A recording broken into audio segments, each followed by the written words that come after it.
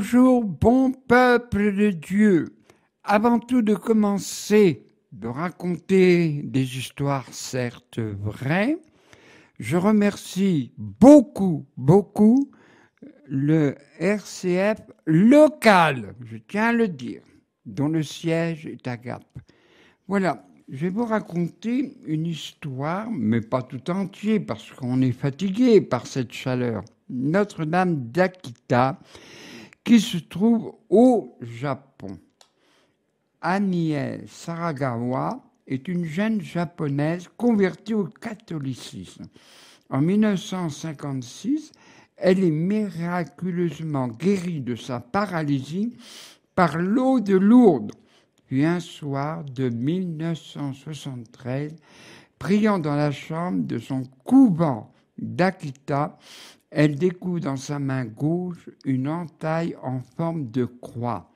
Dans la nuit, elle est attirée par la voix de son ange gardien vers la chapelle où se trouve une statue de la Vierge de tous les peuples.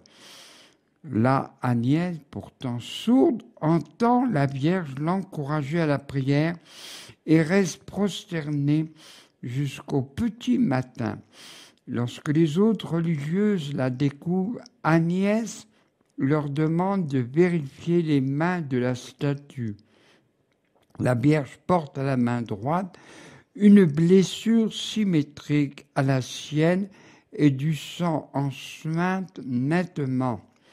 Quelques jours plus tard, l'évêque vient constater lui-même que les deux blessures se répondent exactement et saignent toutes les deux. Attention, bon peuple de Dieu, prends ton courage et assieds-toi bien.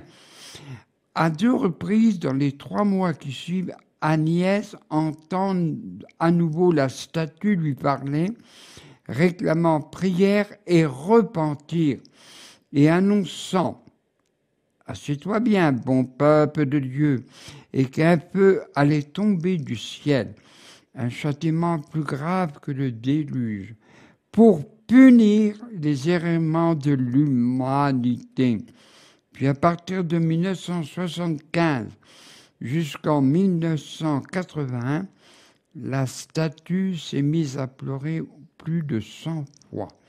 Toujours devant de nombreux témoins qui peuvent constater qu'elle est inondée de larmes.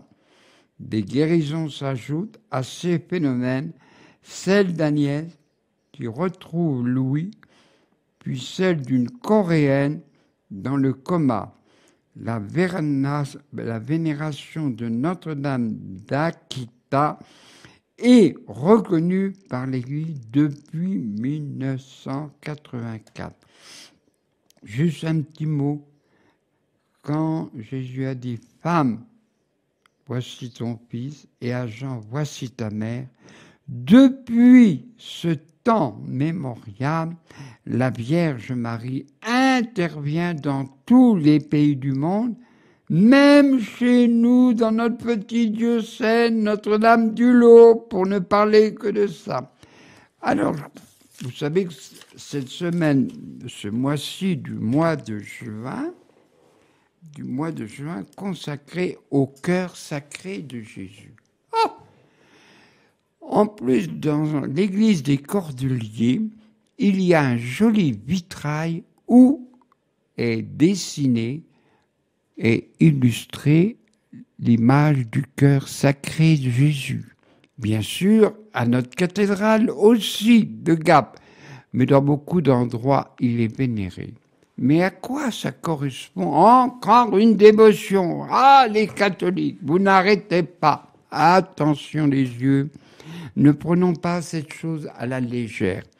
Quand l'homme et la femme furent créés à l'image et à la ressemblance de Dieu, ce que tout être humain a venant de Dieu et ressemblant à Dieu, c'est l'amour.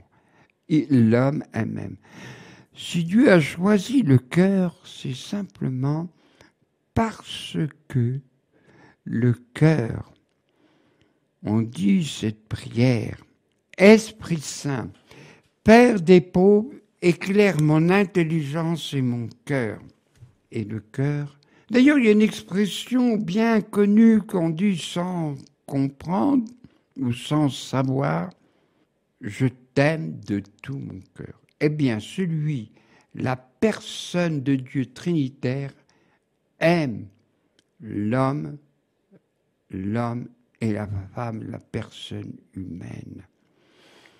Oui, si l'intelligence créatrice, si le cœur, les deux sont liés, il y en a qui ont une intelligence extraordinaire, mais elle est froide s'il n'y a pas le cœur. Et s'il n'y a que le cœur, alors c'est trop sentimental. Notre être, c'est l'être intelligent et aimant. Aussi, Dieu, dans toute sa bonté, a créé l'ensemble de l'univers. Et il est dit, mais vous le savez, c'est un rappel, cela est bon, cela est bon. Et on déplore tous les malheurs. Ah, c'est vrai, et pas bon. Mais ce cœur aimant de Dieu, de Jésus, eh bien, a voulu présenter ce cœur depuis de longs siècles, mais le XVIIe siècle est l'apogée. Ce XVIIe siècle, Jésus est apparu pour leur faire voir, pour leur faire comprendre que ce cœur aimant est entouré d'indifférence, d'hostilité et même de sacrilège. Oh, ça serait dans notre nature même, dirait, bon, basta, on a marre, on laisse tout tomber, tout va dans le néant, on n'en parle plus. Non, non, non, non. Ce n'est pas la pédagogie de Dieu. Malgré les refus, malgré l'hostilité, le Fils de Dieu continue sans se lasser ce cœur aimant. Bien sûr, soyons précis. Je raconte un phénomène qu'on ignore et surtout qu'on cache, comme d'habitude. On est habitué. Sous le règne glorieux de Louis XIV, Marguerite, Marie de Paris-le-Monial, a exprimé le désir de Jésus qu'on l'honore. Voici, il a été demandé beaucoup de choses. En premier lieu, la famille. Oh, vous les familles, qui êtes si attaqués, mais vraiment attaqués, brisés.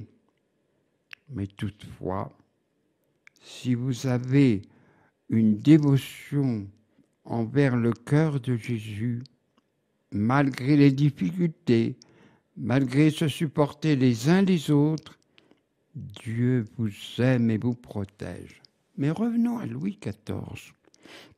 En effet, il a reçu la lettre, le message et tout, mais son entourage n'était pas, pour être poli, pour être gentil, n'était pas favorable. Particulièrement les jansénistes. Les jansénistes, bon, c'était des braves gens, comme tout le monde, c'était des braves gens. Mais toutefois, ils faisaient de Dieu un Dieu sévère, un Dieu qui punit, un Dieu qui est vengeur. Ils étaient dans l'erreur totale.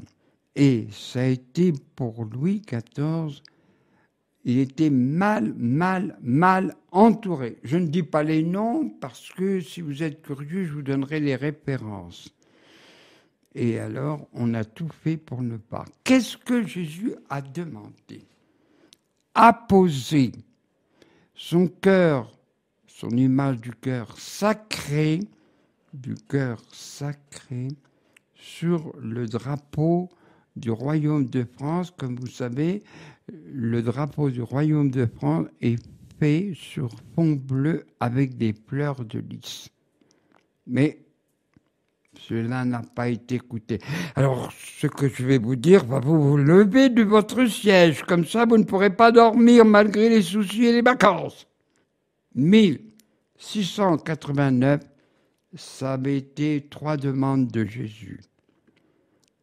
Construire un temple, en effet, c'est Sacré-Cœur de Montmartre qui a été édifié en 1871 après une défaite.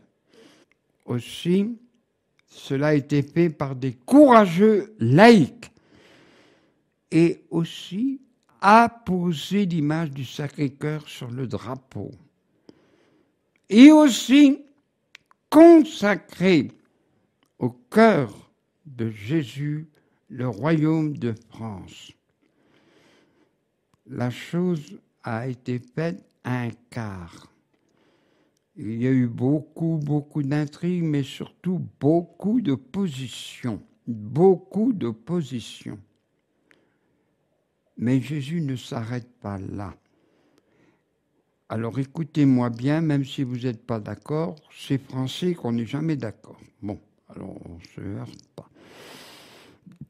1789 est arrivée la calamité, la révolution qui a provoqué un désordre social, surtout les tueries de ci, de là, particulièrement la Vendée.